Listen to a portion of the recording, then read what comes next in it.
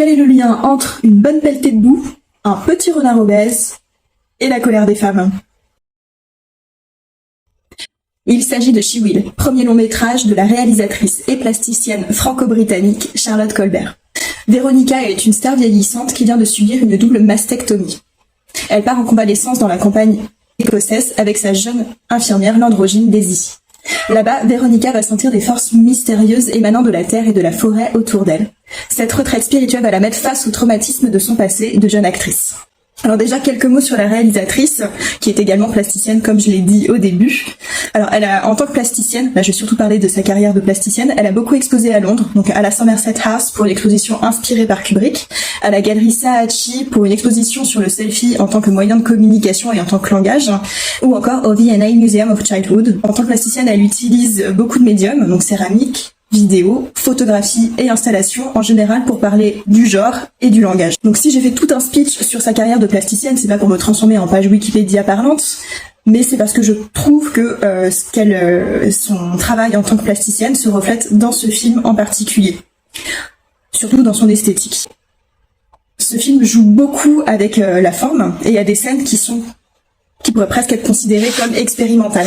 Notamment les scènes où Véronica commence à se rendre, enfin à comprendre qu'elle a un lien avec la terre autour d'elle en Écosse, et où finalement Véronica se révèle un peu à elle-même.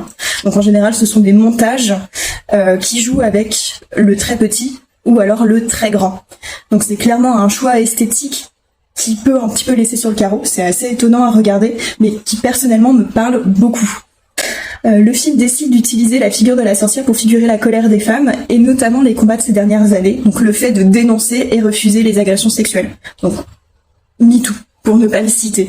Donc le fait d'utiliser la figure de la sorcière est quelque chose d'assez fréquent pour représenter le féministe, et quelque chose d'assez fréquent dans le cinéma et à la télévision. Donc en ça, rien d'original, mais ça reste quand même très pertinent, je trouve. De plus, pour ajouter sur le côté MeToo, le choix de l'acteur antagoniste, de l'homme puissant, sans vous en révéler trop, est joué par Malcolm McDowell. Donc c'est un choix très intéressant et très pertinent, parce que Malcolm McDowell, son rôle un petit peu phare, c'est Alex Delarge dans Orange Mécanique, qui représente un petit peu cette violence masculine toute puissante, et en tout cas qui se considère comme toute puissante.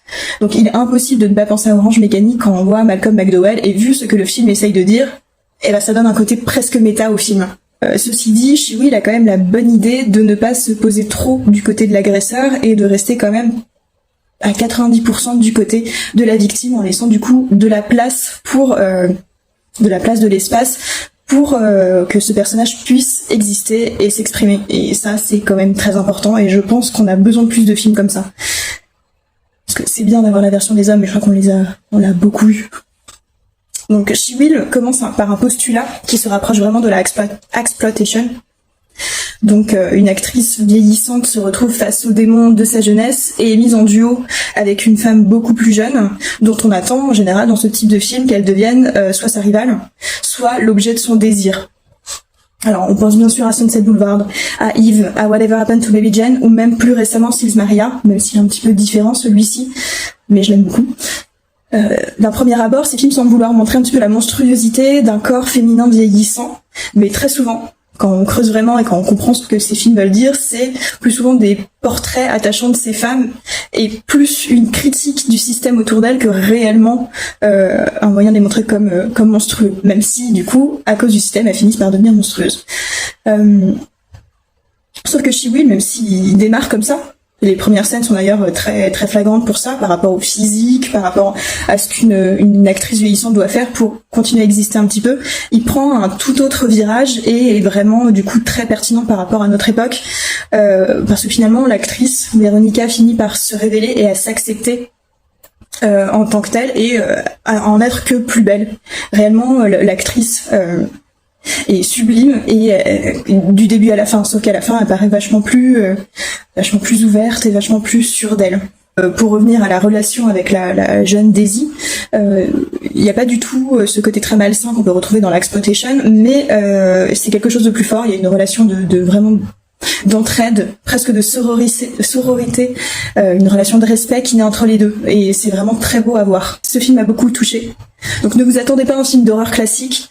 Formellement, il est assez ambitieux et propose un discours féministe très limpide et très direct. Il n'y va pas par quatre chemins. Donc, selon moi, foncez-y. Il sera disponible en salle le 30 novembre.